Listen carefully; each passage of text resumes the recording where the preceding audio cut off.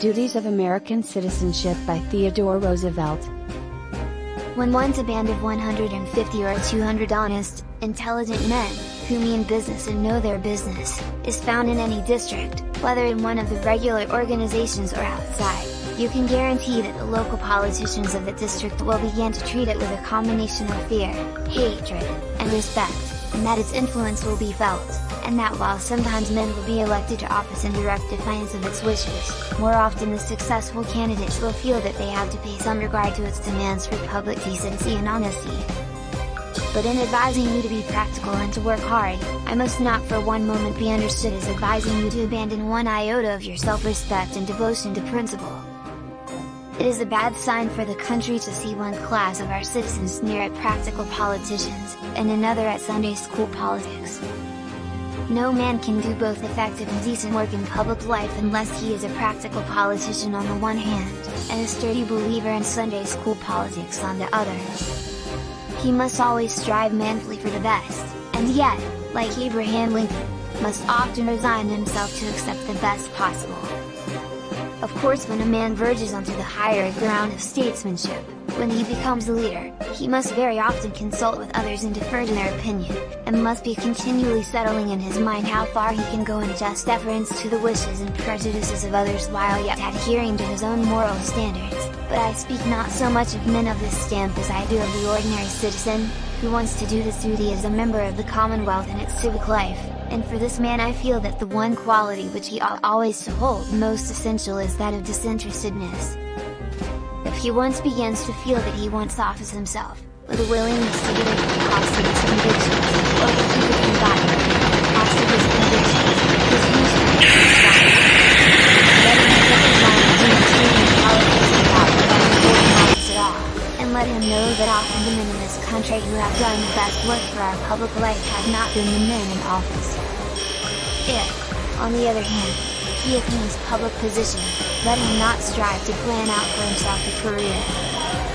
I do not think that any man should let himself regard his political career as a means of livelihood, or as his sole occupation in life, for if he does he immediately becomes most seriously handicapped. The moment that he begins to think how such and such an act will affect the voters in his district, or will affect some great political leader who will have an influence over his destiny, he is hampered and his hands are bound. Not only may it be his duty often to disregard the wishes of politicians, but it may be his clear duty at times to disregard the wishes of the people. The voice of the people is not always the voice of God, and when it happens to be the voice of the devil, then it is a man's clear duty to defy its behests. Different political conditions breed different dangers.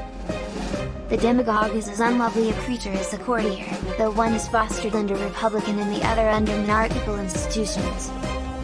There is every reason why a man should have an honorable ambition to enter public life, and an honorable ambition to stay there when he is in, but he ought to make up his mind that he cares for it only as long as he can stay in it on his own terms, without sacrifice of his own principles, and if he does thus make up his mind he can really accomplish twice as much for the nation, and can reflect 100-fold greater honor upon himself, in a short term of service, than can the man who grows gray in the public employment at the cost of sacrificing what he believes to be true and honest.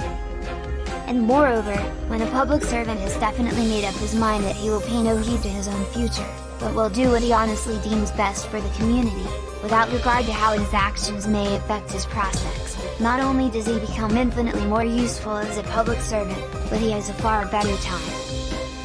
He is freed from the harassing care which is inevitably the portion of him who is trying to shape his sails to catch every gust of the wind of political favor.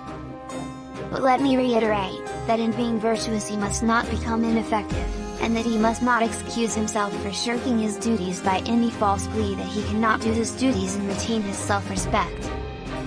This is nonsense, he can't, and when he urges such a plea it is a mark of mere laziness and self-indulgence. And again, he should beware how he becomes the critic of the actions of others, rather than a doer of deeds himself, and insofar as he does act as a critic, and of course the critic has a great and necessary function, he must beware of indiscriminate censure even more than of indiscriminate praise. The screaming vulgarity of the foolish spreading orator who is continually yelling defiance at Europe, praising everything American, good and bad, and resenting the introduction of any reform because it has previously been tried successfully abroad, is offensive and contemptible to the last degree, but after all it is scarcely as harmful as the peevish, fretful, sneering, and continual fault-finding of the refined, well-educated man, who is always attacking good and bad alike, who genuinely distrusts America, and in the true spirit of servile colonialism considers us inferior to the people across the water. It may be taken for granted that the man who is always sneering at our public life and our public men is a thoroughly bad citizen, and that what little influence he wields in the community is wielded for evil. The public speaker or the editorial writer who teaches men of education that their proper attitude toward American politics should be one of dislike or indifference is doing all he can to perpetuate and aggravate the very evils of which he is ostensibly complaining.